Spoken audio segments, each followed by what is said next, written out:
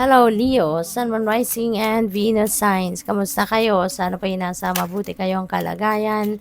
Welcome back po sa Star Tarot at kung bago kayo rito, welcome din po kayo. Please subscribe, like, share my videos and leave me a comment kung nakaresonate kayo. Thank you. First message ni Leo, we have clearing, make room for growth. Wow. So, para magkaroon ka ng room sa sarili mo, kailangan mong may tanggalin ka. Kailangan meron kang aalisin, no, sa buhay mo. So, it's time for clearing. It's time for decluttering your life. Kung ano man itong mga bagay, sitwasyon, or even tao na hindi naman na naghahatid ng positibong vibe sa buhay mo, tanggalin mo na yan, no? Make room for something new sa buhay mo. Tulad na lamang ng pag-grow, 'di ba? 'Yun ang i-welcome mo na sa buhay mo, okay? Time, embrace in the dewdrops of life before they disappear with the morning sun. Ayan, there is an opportunity dito sa buhay mo na kumakatok that is yet to be discovered. Okay? Embrace in the dewdrops of life bago man ito makawala sa buhay mo, bago man ito mag-disappear, embrace it. Alright? Embrace it. At anuhin mo siya. Ang tawag dito, tignan mo ito, diskubrehin mo kung ano itong mga opportunity na to. Kasi maaaring nandiyan na yan for quite some time at hindi mo napapansin, no? What else? We have uncertainty. The shades of gray within the fog will eventually lift. Whatever this is, no, na uncertainty na maaaring pinagdadaanan ninyo, huwag kayong mag-alala. That is going to be lifted eventually. Mawawala din yan. That's going to fade away. So, tingnan natin kung ano pa mga mensahe para sa iyo, Leo. And I would like to say hi muna and shout out sa inyong lahat, sa mga hindi nag-skip ng ads. Maraming salamat sa inyo. At saka sa mga nakapag-subscribe na. Shout out sa inyong lahat. At kung hindi pa kayo nakakapag-subscribe, subscribe na po kayo. Thank you. And also, click the join button sa baba ng video kung gusto po ninyo na mag-join kayo sa membership. Thank you. So, first message ninyo, we have a merry motive. Ayan, Leo. Ano man itong mga ambition mo, ano man itong mga minimithi mo na gusto mong mangyari sa buhay mo at a certain period of time, siguraduhin mo kung ano talaga ang gusto mo. Kasi feeling ko dito kaya parang hinihingi sa iyo ng universe sa ngayon na ano ba talaga ang motibo mo? Ano nga ba talaga ang plano mo? Ano ba talaga yung dream mo, Leo? Because maybe kunyari sa ngayon iba yung gusto mo. Tapos kahapon iba din yung iniisip mong gusto mo. Tapos sa makalawa, iba na naman ang maiisip mo, iba na naman ang gusto mo. So parang siguro ganoon, no, ah, kaganapan sa inyo kaya gusto ng universe na masiguro sa'yo. Because feeling ko, the universe is ready to help you to make things happen. Pero, papaano kanya tutulungan if you are not even sure kung ano ba talaga ang gusto mo? Kasi nga, baka paiba-iba. No? Paiba-iba ang pinagdadasal mo, paiba-iba yung hinihingi mo sa kanya. 'Di ba? Parang siguro hindi ka consistent, no, sa pinagdadasal mo. Kaya isipin mong mabuti, what do you really want in your life? Maybe this is the perfect time na para pagmuni-munihan mo yan.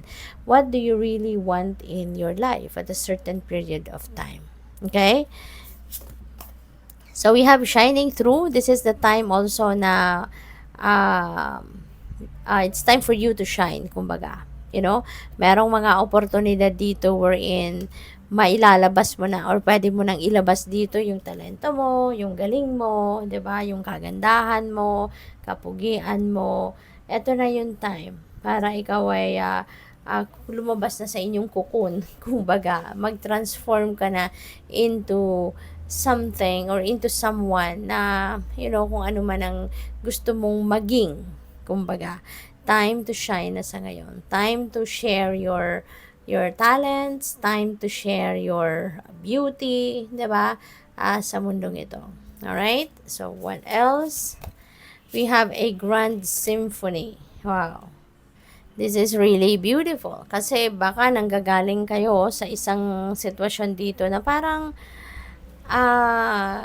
parang pinaramdam sa inyo ng mga tao sa paligid ninyo, kung saan man kayo nanggaling, ano, maaaring pinaramdam sa inyo ng mga tao dyan na parang you don't belong there, no? You don't belong to that group, hindi kayo yung parang hindi pinaramdam sa inyo na welcome kayo sa grupo or welcome kayo sa society or sa komunidad, yung something like that, no? Pero ngayon, no, it's really beautiful kasi finally, mararamdaman ninyo dito yung inclusivity, mararamdaman ninyo dito yung you belong, 'di ba, to the people na mga nakakasama mo sa ngayon. You belong in the family, you belong in the circle of friends, yung mga ganon. No, kung sa opisina man, siguro ramdam na ramdam mo na welcome ka, no, sa trabaho. Welcome na welcome ka ng mga katrabaho mo, yung ganon. At sa mga kaibigan, no, sa group of friends ninyo, maaring you are going to be part of a friendly circle of friends, kumbaga, na welcome ka, you know, lahat nakangiti sa'yo. At ang mga ngiting yon is ang ngiting with sincerity. So, what else? We have beautiful uncaging. Wow. So, parang ngayon, malaya ka ng magmahal muli, no? Parang makakawala ka na sa restrictions, maaring mawawala ka na doon sa anino ng inyong nakaraan. Yung ganon, wala nang impluwensya sa iyo ngayon kung ano man ang nakaraan mo. Parang ganon. Parang papalayain mo na ngayon ang sarili mo from being haunted by your past, no? So, this is really good kasi parang magiging magaan na ang pakiramdam mo kasi kumbaga, pinalaya mo na ang sarili mo sa anino ng inyong nakaraan. Kasi maaring, ano man ang naging past mo, maaring hindi ito naging maganda, maaring hindi ka naging masaya, or maybe nagdulot ito, no, ng sobra-sobrang sama ng loob sa'yo. Kaya ngayon, no, maaaring papalayain mo ng sarili mo from that. You are leaving your past behind you na talagang 100%. Ayaw mo nang maging parte ito ng buhay mo sa ngayon. Hindi mo na to iisipin, no? So, good luck po. Thank you for watching. Love and light. Namaste.